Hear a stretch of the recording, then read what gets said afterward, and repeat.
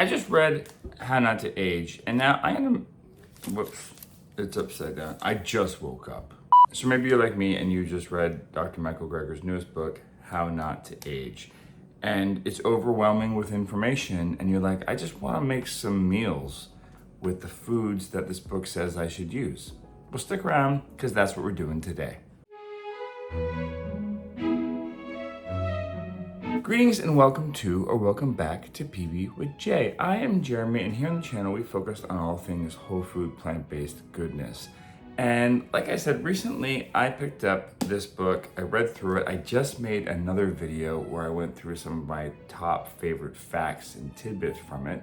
So if you haven't watched that, go back and check it out. I got a link in the description down below. But the one thing that I thought when I read it is that books like these are so dense with information. I think it can be hard for some people to unpack and really break down exactly what they should do with it.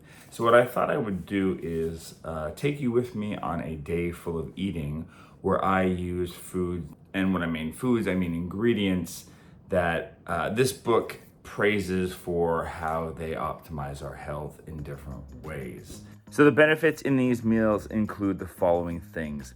It increases AMPK, which flips storing fat to burning it. It reduces glycation, which helps to slow the process of our body's aging.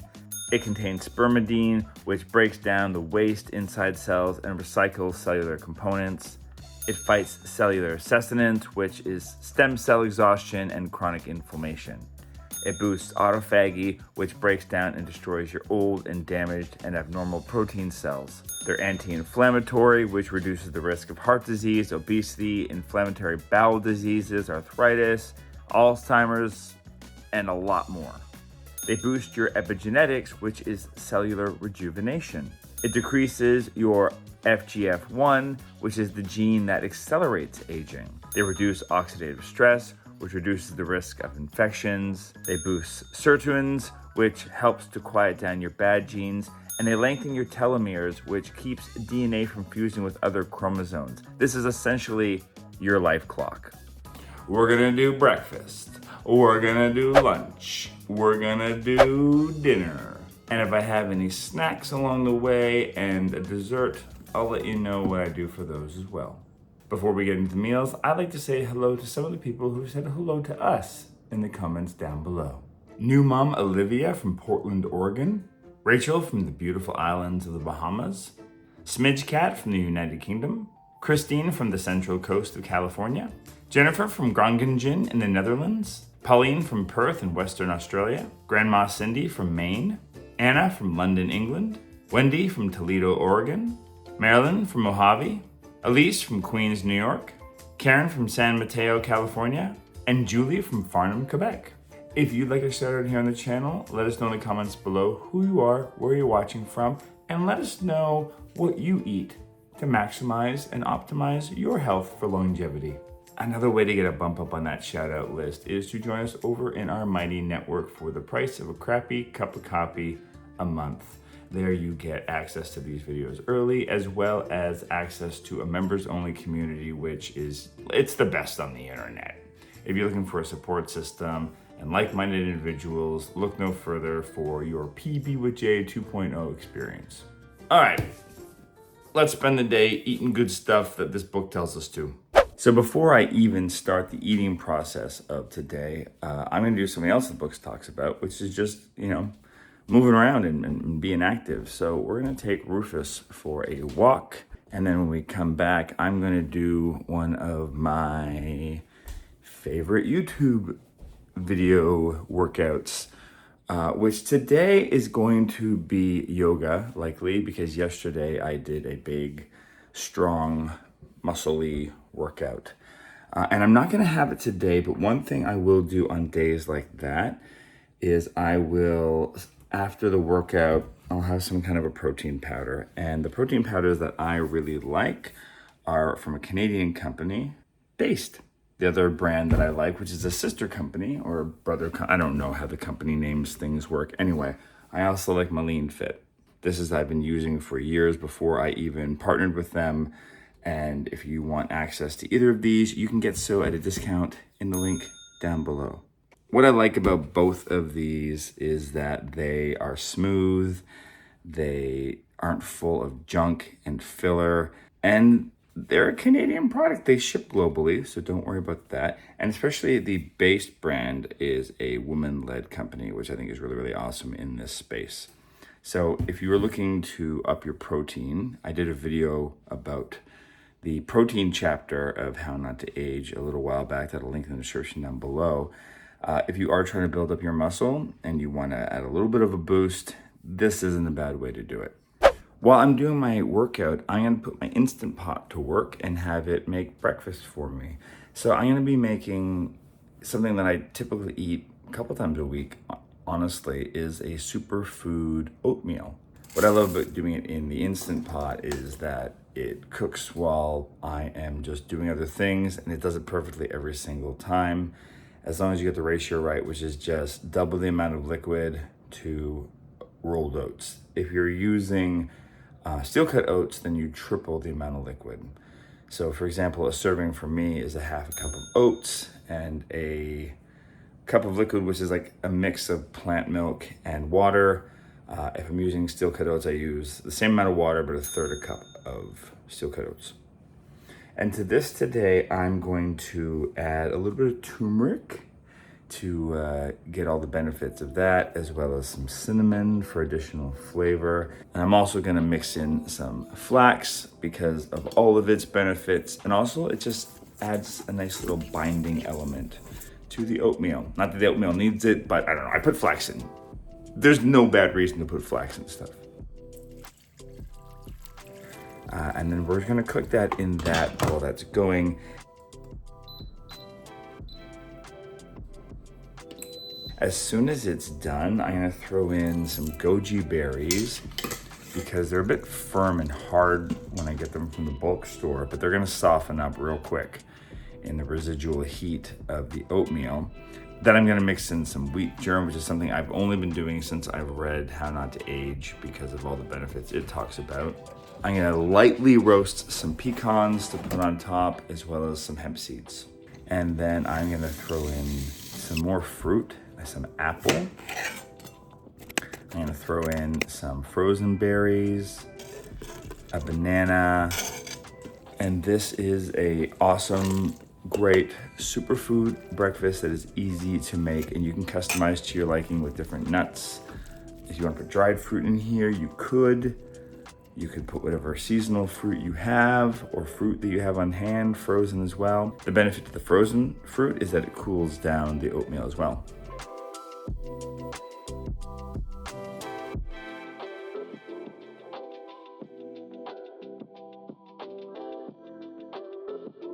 The other thing that's happening in the kitchen this morning that I'm not going to show the entire process of, but it's worth mentioning, is that I'm making kombucha today, which has a natural vinegar kind of vibe to it or flavor, and just fermented foods are good for your stomach as well.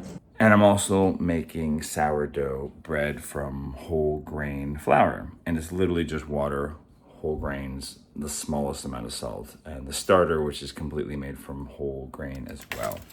I have videos on the channel where I've showed you how I do both of these things from scratch, so you can check those out. And even though bread is technically a processed food, it's pretty minimally processed compared to a lot of other things, and there's no filler or junk in it. So, you know, this whole food, plant-based, whole grain bread is literally what I eat for bread, and it's good for me too. Isn't that crunch? That's my favorite part when it first comes out and it's cooled down a little bit. Oh, pieces broke off. Nothing smells as good as freshly baked bread. The other thing I'm gonna have with my breakfast is just a glass of cold brew coffee. Pure black, and coffee is super duper awesome good for you, which is good because I love it, I need it, and I love it, and also I love it. I'm gonna make a kind of a taco meat salad for lunch, but the taco meat is made from primarily mushrooms and walnuts with some onions and garlic and a lot of spices inside of there. And this recipe is actually something I just found online. It's from Sweet Simple Vegan. I will put a link in the description down below. And if you want to make this, you can.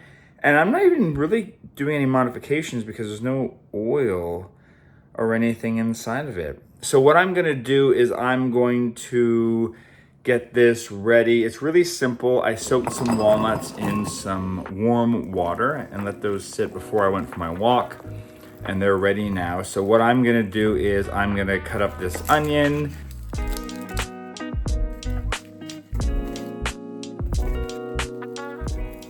And the garlic. And I'm gonna cook it on a frying pan for 3 to 4 minutes, just until it gets translucent. And you know what you do. You know how onions and garlic just have to get just so, right? That's what you do. And then just add water as needed to keep it from burning. I'm gonna drain the liquid off of the walnuts and I'm gonna mix those together with the mushrooms and just blitz them together until they're nicely combined. They've got this kind of crumbly like texture. Then we're gonna throw those into the frying pan with the onions and the garlic, along with a whole bunch of spices. We got some cumin in here, some chili powder. The recipe calls for tomato paste. I don't think we have any in the fridge that's open, so I'm just gonna use a little tomato sauce. Along with a little tamari, you can use soy sauce, oregano, and a little bit of liquid smoke, and just water as needed, up to like 1/4 cup. And then we're just gonna cook that for like 8 minutes until it's, the right consistency. It's cooked enough. Let's try this crumble. I mean, it looks just like meat. This is crazy. I don't imagine it's gonna taste just like it though. And I've made stuff like this before. I'll often put cauliflower in my version of this, but I didn't have any cauliflower, so I went searching for a recipe. It doesn't taste like beef, but it has that fattiness. It has the umami flavor, but it's not greasy. It's beautiful. It's really, really tasty. And you could up the spices. It's got enough salt for me, but you can add a little more salt to it, a little more pepper, hot sauce, whatever you wanted to do. Really flavor it however you want. This is a great base. And while that's happening, I'm going to get my salad ready, which is gonna be really, really simple. All I'm going to do is just take some greens. I've got some field greens here. I got some cut up romaine, and I'm just gonna chop up some baby carrots. Actually, maybe I'll shred a carrot. And then just some cucumber. I got 1/2 of a pepper here I'll chop up and throw in there. For dressing, I'm just gonna take this homemade hummus that Wooly made. If you want the recipe for that, we made another video where she showed how she makes her hummus. I will link it in the description down below. I'm just gonna thin that hummus out a little bit, just so it's more like a dressing. And that's gonna be it. I'll toss that on top. I'll add the walnut crumbles, and then I might put a little nutritional yeast on top. And that's gonna be my salady lunch. The nice thing about this taco meat is it makes enough for like 12 tacos if you want to just make tacos with it. So I'm gonna have lots of leftovers that I can use in another meal. This is great because you could put this on top of pasta if you wanted to. You could put it on a bowl of other vegetables and grains. It's really versatile, something like this. So it's nice. It takes a few minutes to make, but you can use it for quite a few dishes. Let's take a bite. I don't actually know how this is gonna taste. I kind of made this up on the spot. That's really good.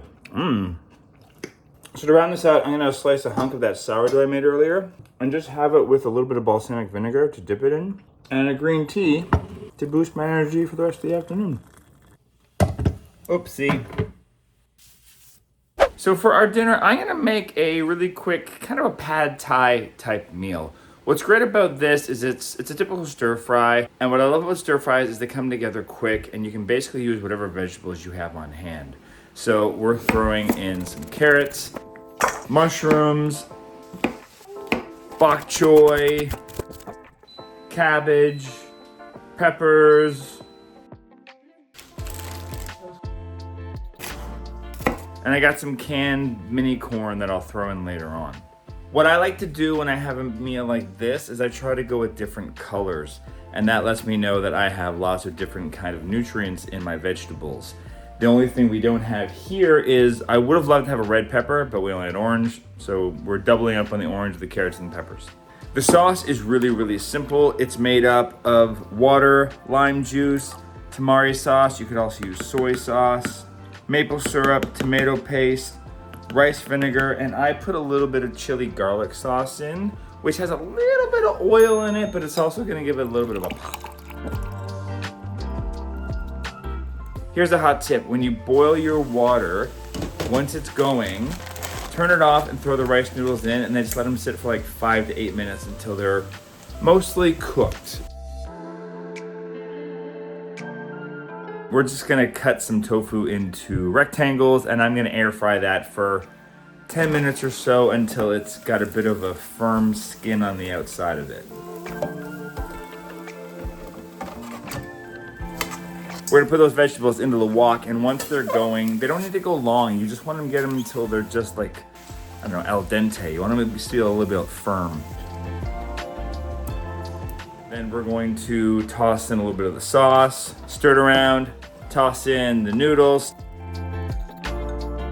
stir it around, add the tofu, stir it around, put the rest of the sauce in. All right, dinner's ready. Boom. That's basically it. And then we're gonna put some peanuts on top.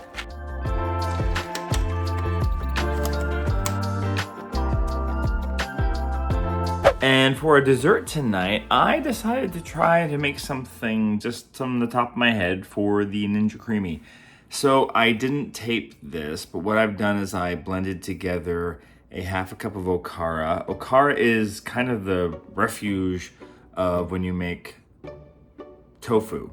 So it's the leftover bits that we kept, and I froze some, and then I thawed it for this. So I used about a half a cup of that. I used a cup of frozen mango, half a cup of non-dairy milk, and 6 to 8 dates or so. And I used like a thumb size hunk of ginger. I blended that together, and then I froze it. So now we're gonna blend it and see how it tastes. I think it won't be as mango-y if I just made a mango sorbet, but hopefully it's nice and creamy.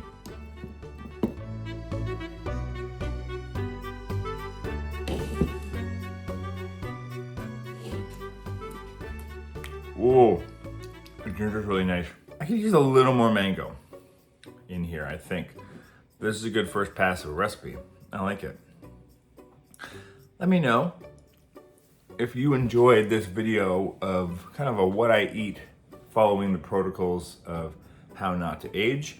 Let me know in the comments down below if you'd like to see me use another book, something like The Starch Solution or something else, in terms of following the protocols of a certain way of eating within the whole food plant-based realm. If you haven't hit that like button, please do so now so that YouTube knows to send this to other people, and subscribe for more videos like this. But in the meantime, YouTube wants you to watch this video right here. I think you're gonna like it. I'm gonna hang on here and eat this ice cream. While you do that, don't mind me.